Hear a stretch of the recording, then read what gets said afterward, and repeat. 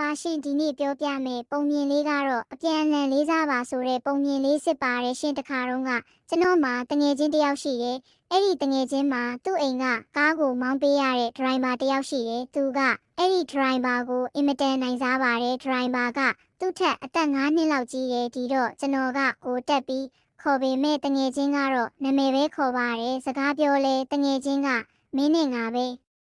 ဒရိုင်ဘာအကူကြီးကတော့သူ့အလုပ်ရှင်ဆိုတော့ရိုတောက်တဆက်ဆန်ရတာပေါ့လေဒီကောင်ကပြောစရာရှိလဲပြောဆဲစရာရှိလဲဆဲသဘောကောင်းပေမဲ့အထက်စီးတော့ဆံမာတယ်တခါတလေကိုကတောင်ကြားထဲကနေဝင်အားနာရတယ်ဒရိုင်ဘာအပေါ်သူပြောပုံဆိုပုံတွေကရင်သီးပါတယ်ဟိုကတော့တီးခန့်ရှာပါတယ်အလုပ်ရှင်ဆိုတော့လေဒီလိုနဲ့တနေ့တငယ်ချင်းကဒေါကန်နေပါတယ်ဘာဖြစ်တာလဲမေးလိုက်တော့သူ့ဒရိုင်ဘာဘာမပြောညာမပြောနဲ့အလုံးမလာလို့တဲ့ဒါနဲ့ဘာများဖြစ်တာလဲဆိုပြီးအိမ်လိုက်သွားကြတယ်တွေ့လို့ကတော့ဆဲဆိုပြီးဟောက်ထဲလိုက်မယ်ပေါ့ဒီလိုနဲ့ဒရိုင်ဘာအိမ်ရောက်သွားတယ်သူ့အမေလို့ထင်ရတဲ့အန်တီကြီးတယောက်ထွက်လာတယ်မေးလိုက်တယ်ရှိလားပေါ့ရှိပါတယ်ဖျားပြီးအိတ်နေတယ်ဆိုပြီးပြောတယ်နောက်တော့အနားကိုရောက်လာတဲ့ကောင်မလေးတယောက်ကိုအန်တီကြီးကလှမ်းပြောလိုက်တယ်ဟဲ့သွားနှိုးလိုက်စမ်းပေါ့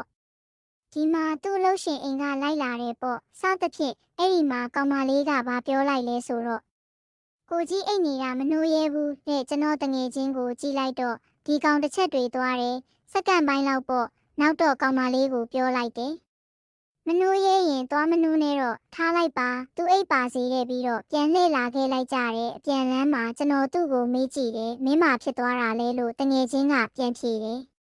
ငါသူ့ပေါ်လေးစားမှုရှိရမယ်လေကွာတဲ့သူကဘလို့ပဲဒရိုင်ဘာပဲဖြစ်ဖြစ်ငါဘလို့ပဲဆဲဆိုအနိုင်ကျင့်သူ့ပတ်ဝန်းကျင်မှာတော့သူဟာမိသားစုရဲ့အားကိုးရာလေးစားရာယူသေးရာလူသားတယောက်ပဲกว่าတဲ့ဟိုကလေးမလေးပြောတဲ့စကားကိုကြားတယ်မလားကိုကြီးအိတ်နေတာသွားမနှိုးရဲဘူးတဲ့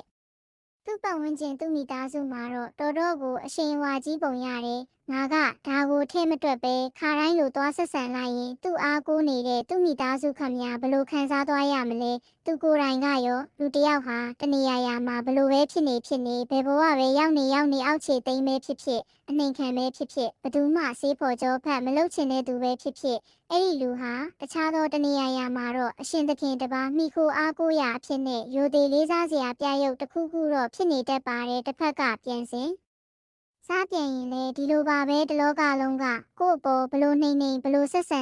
အရေးမကြီးဘူးအရေးကြီးတာကကိုချစ်ရတဲ့သူတွေကိုကိုချစ်တဲ့သူတွေနဲ့ကိုပတ်ဝန်းကျင်ကိုမိသားစုလေးမှာကိုဟာတန်ဖိုးရှိတဲ့လေးစားခံထိုက်တဲ့လူသားတစ်ယောက်ဖြစ်နေဖို့လိုပါတယ်ဆိုလိုတာကလူတစ်ယောက်ကိုဘယ်တော့မှအထင်မသေးပါနဲ့မနှိမ်ချပါနဲ့မစော်ကားပါနဲ့သူ့အတွက်ကဘာဆိုတာဒီတနေရာထဲမှာပဲရှိနေတာမဟုတ်လို့ပါအပြန်အလှန်လေးစားမှုဖြင့်ပြောဆိုဆက်ဆံခြင်းကလူပီတာတော်လုပ်ရက်ဆိုတာဒီအကြောင်းအရာလေးကတင်